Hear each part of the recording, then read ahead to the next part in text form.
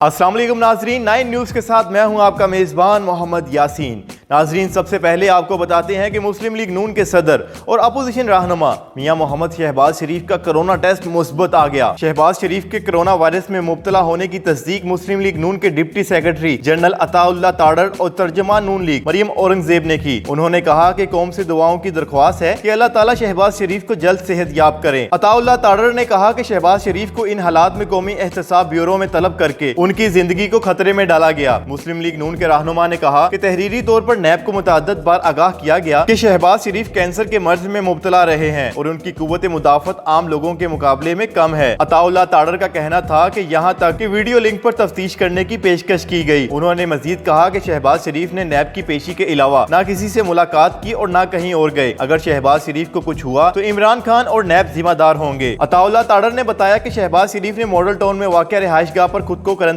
कर लिया और डॉक्टरों की हिदायत पर अमल कर रहे हैं। मरियम औरंगजेब ने कहा कि शहबाज शरीफ ने कोरोना वायरस टेस्ट की रिपोर्ट आने के बाद खुद को घर में आइसोलेट कर लिया है। उन्होंने कहा कि पार्टी रहनुमाओं की जानिब से शहबाज शरीफ के लिए नेक तमन्नाओं और सेहत कामला की दुआ की गई है। नाजरीन, अब आपको बताते हैं कि पाकिस्तानी सियासत में तहलका मचाने वाली अमरीकी खातून संथिया ने कहा है कि आसिफ अली जरदारी की पार्टी ये समझती है कि ज्यादती का निशाना बनाने के बाद धमकियां देकर मुझे चुप करवा देंगे। संथिया ने कहा कि इतने बरसों में पीपल्स पार्टी के खिलाफ इससे कहीं ज्यादा सबूत जमा कर लिए हैं जो इंसाफ के लिए दरकार हैं। अभी तो उन्होंने सिर्फ शुरुआत की है। उन्होंने कहा कि आसिफ अली जरदारी की पार्टी समझती है कि मुझे ज्यादती का निशाना बनाने के बाद धमकियां देकर खामोश करा देंगे। ख्याल रहे कि इस्लामाबाद की सेशन कोर्ट ने साबिक वजीर आजम बेनजीर भुट्टो पर इल्जामात से मुतल्लिक बयान पर अमरीकी शहरी संथिया के खिलाफ इंदराज मुकदमा की दरख्वास्त पर संथिया को नोटिस जारी कर दिया है। संथिया का कहना था कि साबिक वजीर दाखिला रहमान मलिक ने वीजे का मसला हल करने का कहकर ड्राइवर बेचकर अपने पास बुलाया, गुलदस्ता और कीमती तोहफे के बाद नशावर मशरूब पिलाया और उसके बाद ज्यादती का निशाना बनाया। संथिया ने इल्जाम लगाया कि साबिक वजीर आजम यूसुफ रजा गिलानी ने उनसे नामुनासिब तरीके से गले मिलने की कोशिश की, जबकि मखदूम शहाबुद्दीन ने कंधे पर मसाज करने की कोशिश की। साबिक वज़राए आजम बेनजीर भुट्टो,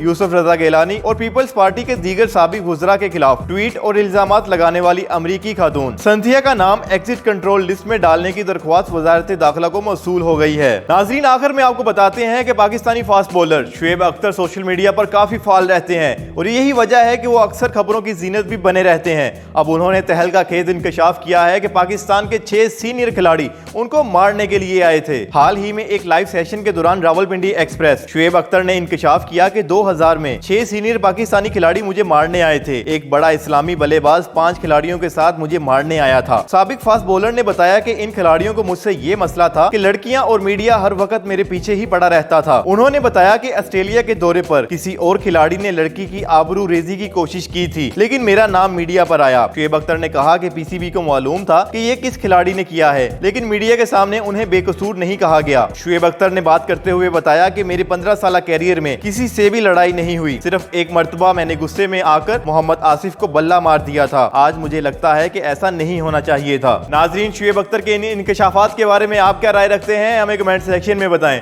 और अगर ये आज की हमारी वीडियो आपको पसंद आई हो तो इसको लाइक करें, शेयर करें और हमारे चैनल को लाजमी सब्सक्राइब करें।